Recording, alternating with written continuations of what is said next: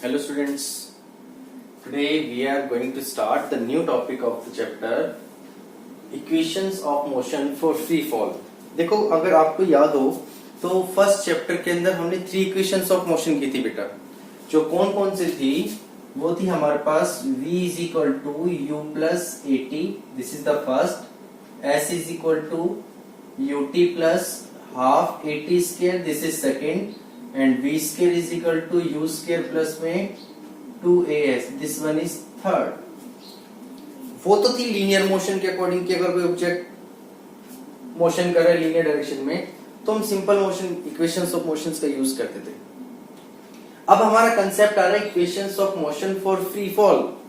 अगर कोई object freely fall करता है किसी सर्टेन हाइट से तो जो हाइट है it is equal to distance, कितनी हाइट वो कवर कर रहा है, तो वो कंडीशन आ जाती है equations of motion for free fall.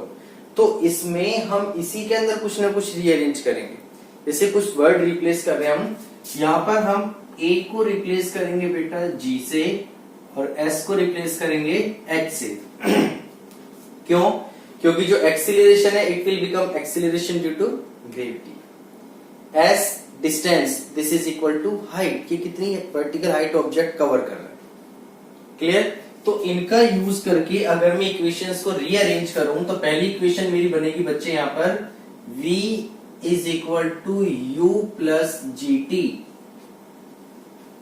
First equation of motion for free fall क्या बनी मेरे पास, v is equal to u plus g T.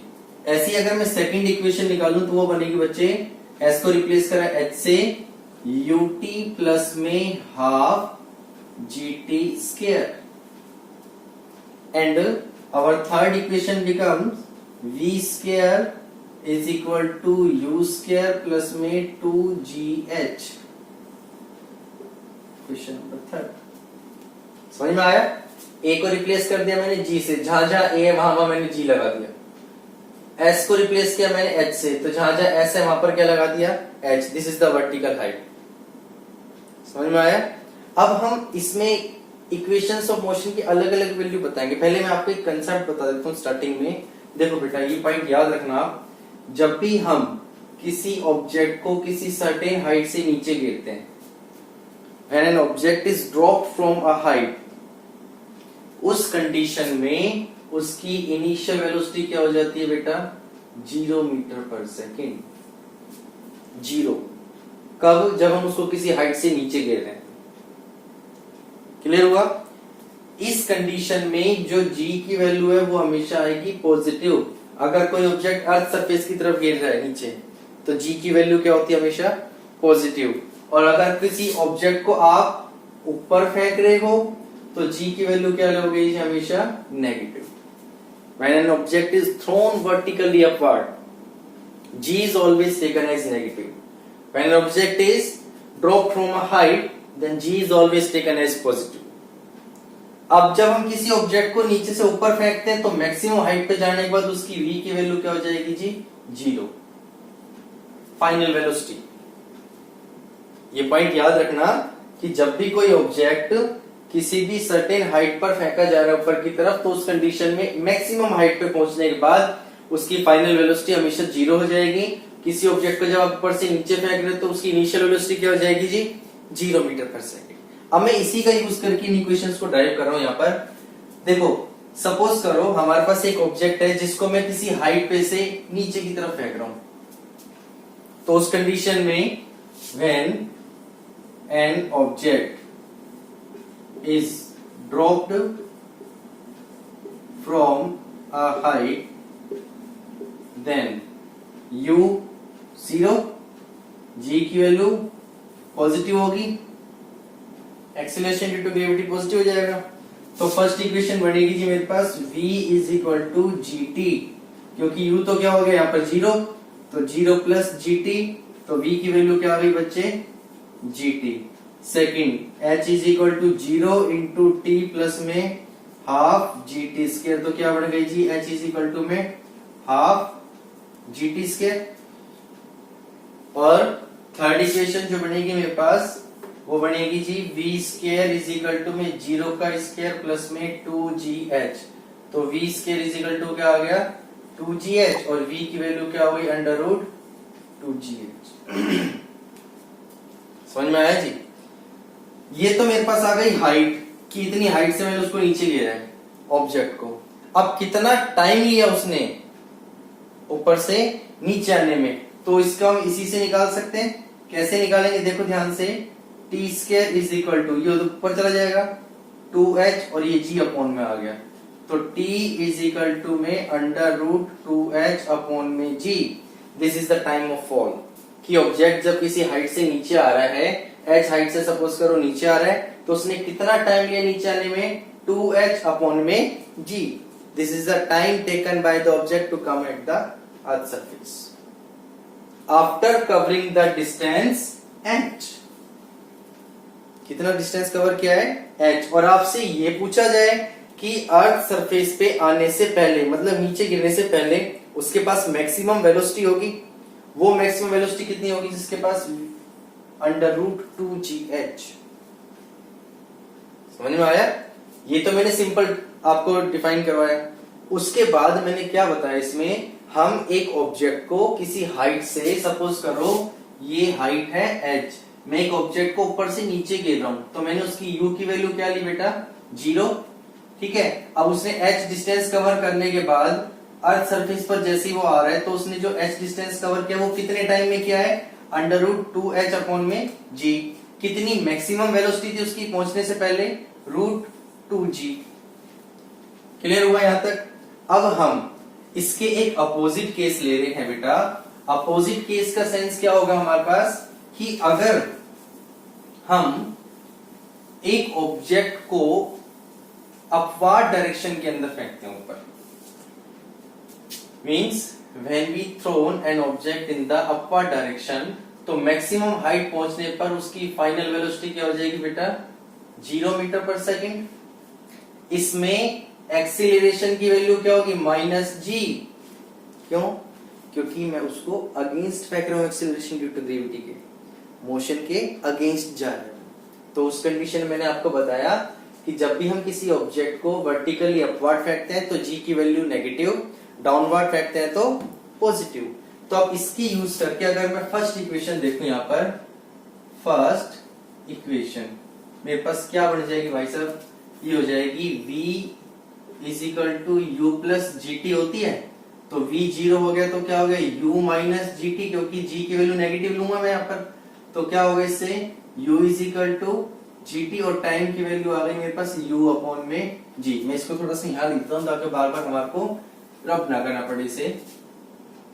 v is equal to u plus g t equation होती है, तो v 0 u minus g t, ये g T इधर जा गया तो ये u, और टाइम की वैल्यू क्या आ गई, u अपॉन में g।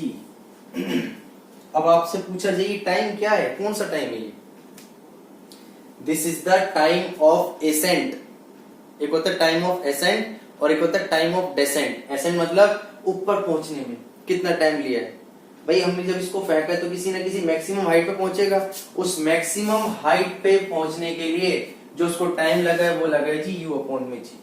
कितनी हाइट तक गया है वो कैसे निकालेंगे, फ्रॉम थर्ड इक्वेशन। क्या होती है बेटा, v square is equal to में u स्क्वायर प्लस में 2gh, ये तो 0 आ गया बच्चे, तो u स्क्वायर माइनस में 2gh। अब आप वैल्यू निकालोगे यहां से, तो यहां कितना हो जाएगा, 2gh इज इक्वल टू में u स्क्वायर और h इज इक्वल टू में u स्क्वायर अपॉन में 2g। यहां गया जी वो, इतनी हाइट कवर की है उसने यहां से नीचे से ऊपर मैक्सिमम हाइट तक पहुंचने के बाद, क्योंकि उसका फिर वापस नीचे आएगा। मैक्सिमम हाइट जो उसने कवर किया वो कितनी करी, h इज इक्वल टू में u स्क्वायर अपॉन में 2g। This is the time of ascent जो मैंने बताया था, t is equal to u upon g, और ये क्या बन गया मेरे पास कि इसने इतनी हाइट कवर की है। समझ में आया? अब मुझे ये प्रूव करना है बेटा कि जो टाइम ऑफ एसेंट होता है वो हमेशा टाइम ऑफ डेसेंट के इक्वल होता है। मतलब एक सर्टेन हाइट पे एक ऑब्जेक्ट जाने में जितना टाइम लेता है उतनी टाइम वो उस हाइट से आने में लेता है। मतलब h is equal to u square upon 2g जो हाइट है, यहाँ तक पहुंचने में उसने जितना टाइम लिया है वहां से वापस आने में भी नीचे वो उतना ही टाइम लेगा। समझ पा रहे हैं? तो यही मुझे प्रूव करना है। तो इसमें मैं क्या ले रहा हूं, let the time of descent be t dash. T dash लिया मैंने क्योंकि ये जो था ये तो मेरे पास क्या था, this is the time of accent, पहुंचने में इतना टाइम लिया। तो फ्रॉम अ रिलेशन, एक रिलेशनशिप का यूज करके, मतलब सेकंड इक्वेशन का यूज करके मैं प्रूव कर सकता हूं h इज इक्वल टू में यूज के ut डैश प्लस में हाफ जी टी डैश का स्क्वायर। ये आने का दिखा रहे हैं हम, h इज इक्वल टू में ut डैश प्लस में half g t dash. h कितनी हाइट से नीचे आ रहा है बच्चे, u स्क्वायर अपॉन में 2g, इस हाइट से नीचे आ रहा है, इज इक्वल टू में, अब जब वो ऑब्जेक्ट ऊपर से नीचे आ रहा है, अभी बताया था, तो u की वैल्यू क्या होगी आपकी 0,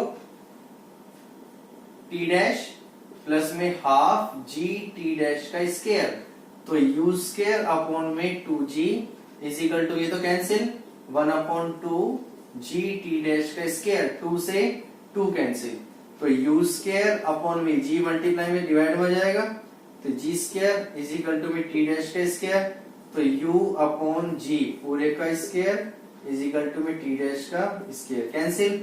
देखो क्या कंक्लूजन निकला, t डैश की वैल्यू आ गई मेरे पास u अपॉन में g। t डैश की वैल्यू क्या आ गई, u अपॉन में g। Now this one is our time of decent.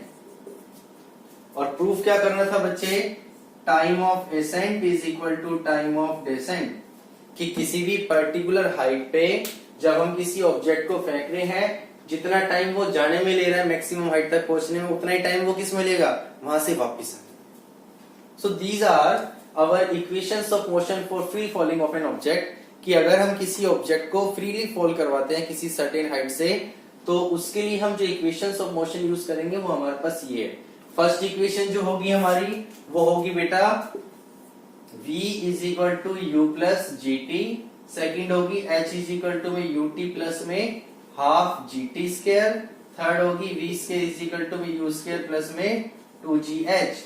Main बातें क्या याद रखनी है आपको, कि जब किसी ऑब्जेक्ट को हम किसी सर्टेन हाइट से नीचे फेंकते हैं, when we dropped an object from a height, उस कंडीशन में u की वैल्यू 0, g की वैल्यू पॉजिटिव, और जब हम किसी ऑब्जेक्ट को नीचे से ऊपर फेंक रहे हैं, तो उस कंडीशन में जब वो मैक्सिमम हाइट तक पहुंचेगा तो उसकी v की वैल्यू क्या हो जाएगी 0, फाइनल वेलोसिटी 0, u होती है इनिशियल, v होती है बेटा फाइनल वेलोसिटी। तो फाइनल वेलोसिटी उसकी 0, एक्सीलरेशन ड्यू टू ग्रेविटी को क्या ले लेंगे उसके अंदर हम, नेगेटिव ले लेंगे, माइनस ले लेंगे, और जितना टाइम वो किसी पर्टिकुलर हाइट तक जाने में लगा रहा है उतना टाइम वो वहां से आने में भी लगाएगा, तो ये दोनों वैल्यू हमेशा सेम होगी। इसको बोलते हैं equations of motion for the free falling object. Clear हुआ? तो आई होप बेटा आपको ये समझ में आया हो। मैं इसके नोट्स दूंगा आपको, वो आपको फेयर नोट में भी करने, और आपको ये इक्वेशंस एक बार बिना देखे करके देखनी है। जब तक आप लोग खुद डेरिवेशन को करके नहीं देखोगे तब तक हमें नहीं पता चलेगा बच्चे कि आपको आ रहा है या नहीं आ रहा, इवन आपको भी नहीं पता चलेगा। तो जो भी आपकी प्रैक्टिस के लिए आपको क्वेश्चंस दिए जाते हैं, असाइनमेंट दिए जाते हैं, आप उसको टाइमली घर पर कीजिए, क्योंकि आज हमने कुछ बच्चों की नोटबुक चेक की थी तो उन्होंने कुछ काम ही नहीं कर रखा था, मतलब जो मना रहा है वो असाइनमेंट कर लिया, बाकी का छोड़ दिया, लास्ट का छोड़ दिया। आप कई बच्चे ऐसे जो बहुत पीछे चल रहे थे, तो बेटा ऐसा ना हो। हम जब आपको रेगुलर पढ़ाई करवा रहे हैं तो आपका भी ये फर्ज बनता है कि हम रेगुलर टाइमली अपनी स्टडी को करें। तो अब जितना भी किसी भी बच्चे का होमवर्क पेंडिंग है, जितना जल्दी हो सके आप उसको कंप्लीट करो, ताकि आप क्लास के साथ आ सको। क्लियर?